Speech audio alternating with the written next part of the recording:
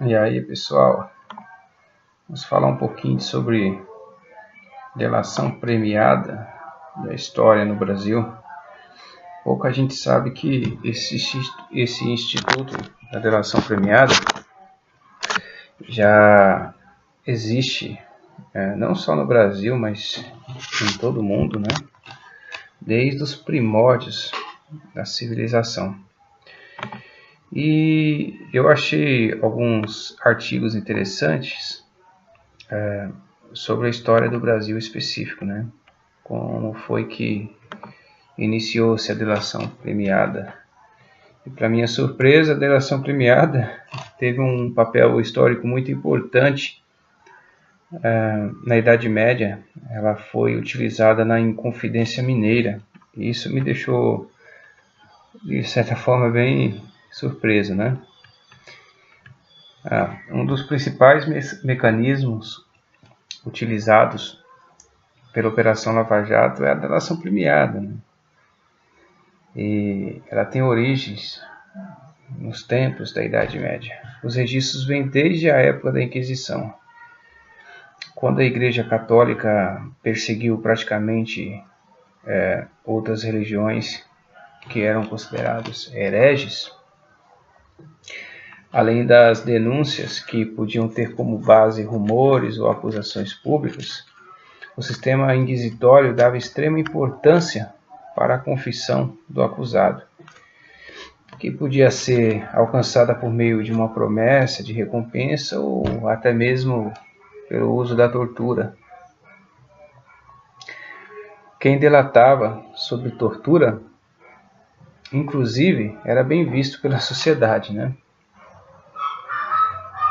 O interessante é que na Inquisição a ideia era de que o autor do crime era inimigo do inquisidor, né? Portanto, ele podia usar todos os poderes para obter uma confissão, inclusive utilizando outras formas que, no caso, o nosso artigo 5º da nossa Constituição de 88 proíbe-se, né? Que é a tortura. Explica sobre esse assunto Gustavo Badaró, ele é professor de processo penal da Faculdade de Direito da USP, Universidade de São Paulo. Ele traz algumas explicações, alguns argumentos históricos bem interessantes quanto a esse fato. No caso, na visão de Badaró, o conceito moderno da delação premiada, que é utilizado na Lava Jato, tem uma clara inspiração no sistema de Inquisição, né? Na Inquisitoria. Ao utilizar o autor do crime para provar a ocorrência do delito cometido por ele e seus comparsas, na verdade, a delação da Lava Jato é algo bem vitante, né? Brinca nesse caso o Badaró sobre esse aspecto. Havia na Inquisição uma pressão psicológica. A pessoa sabia que se não contasse algo que interessasse ao inquisidor, ela corria riscos, né? Como queimar na fogueira. Inclusive destaca essas possibilidades de torturas terríveis, né? Que quem estudou um pouco de história poderá analisar as formas de tortura feita pela Inquisição.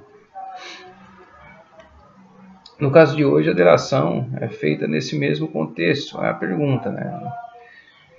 Segundo o professor Badaró, existe uma tortura moderna, visto que a nossa CF de 88, em seu artigo 5º e seus incisos, né, proíbe a prática de tortura no Brasil, mas a delação premiada nos dias de hoje, ela tem uma tortura psicológica, né, por trás da relação existente entre prisões cautelares e a confissão por meio da delação. Bom, esse é um problema sério. Caso de pessoas que estavam presas fizeram inúmeros pedidos de liberdade provisória E assim que acenam a possibilidade de firmar um acordo de delação premiada, são postos em liberdade. Isso é um problema, um caso extremo. Por exemplo, você tem esses exemplos na Petrobras, por exemplo, né? O Nestor Cervero, que deixou a cautelar em 2016, após passar 1 ano e meio no cárcere por causa da delação, ele deixou a cautelar, né? E já que você fazer um paralelo com a delação na história, vocês vão conseguir chegar no mesmo contexto, né? No Brasil, o primeiro registro oficial do conceito que conhecemos hoje como delação premiada é de 1603, nas Ordenações Filipinas, um conjunto de leis espanholas, né? Quem não sabe quem é, as Ordenações Filipinas foi um conjunto de leis espanholas que vigorou em terras brasileiras durante o período da União Ibérica. Estava previsto nessas leis o crime de lesa majestade, descrito como traição cometida contra a pessoa do rei ou seu real estado, né? Existia também o perdão ao delator, como descreve o texto. Por isso, delação, né? Lhe deve ser feita a mercê um favor, benefício, segundo o caso, da forma que o caso merecer. Se ele não foi o principal tratador desse conselho e confederação, ou seja, caso o delator não fosse o líder do movimento conspiratório, que foi no caso dessa lei que se valeu o coronel Joaquim Silvério dos Reis, que estava enviando ele estava endividado com a coroa, né? E decidiu delatar os inconfidentes mineiros para ter sua dívida perdoada. Além de não ser punido com a pena de morte, que era um crime capital para tal ato, 2 anos depois ele foi a Lisboa, né? E recebeu o foro de Fidalgo da Costa Real, além de uma pensão anual equivalente hoje a R$400 mil, né? No caso da época era réis. Um pouco mais ainda, na época eu acho que valia um pouco mais que o real em si. Bom, enfim, mas mais ou menos a mesma quantia anual de R$400 mil. Outros registros importantes aparecem já nos anos 90, com a lei dos crimes hediondos, os crimes contra ordens tributárias e a lei de lavagem de dinheiro.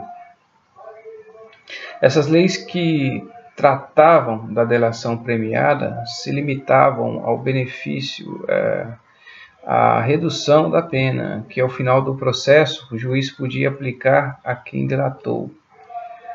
Ressalta Badaró, destacando que não havia um consenso sobre qual procedimento deveria ser seguido pelas duas partes, o delator e o Ministério Público. Isso mudou, né, em 2013, com a Lei 12.850/2013, né, que definiu as organizações criminosas e mudou a regulamentação dos acordos de delação. Houve maior amplitude desse procedimento e maior liberdade de negociação. Se antes só se falava em redução de pena, agora se fala da possibilidade de aplicação de regimes diversos. Além disso, né, agora existe o pré-acordo e a necessidade da homologação. O professor Alamiro Valudo, isso mesmo, professor de Direito Penal da Faculdade de Direito da USP, ele diz que essas mudanças, segundo ambos os professores, dão mais segurança para que tanto o delator quanto o Ministério Público possam fazer uso da delação premiada. Nesse contexto, se as coisas caminharem do jeito que estão caminhando, e como foi na história, é muito mais vantajoso você, isso eu digo vantagem financeira e na questão também da vantagem no sentido criminal, você ser um delator, né? Quem delatar primeiro ganha, né? Essa é a regra, o delator, do que você propriamente ser uma pessoa de bem, um cidadão de bem. É triste, né? E é um benefício exclusivo, pode-se dizer dessa forma, para o sistema político brasileiro. Somente o alto escalão pode desfrutar de cometer crimes e desfrutar dos benefícios de cometer crime diante da lei, né? Portanto, é um pouco contraditório. Você comete crime e é beneficiado por isso. É isso aí. Até mais.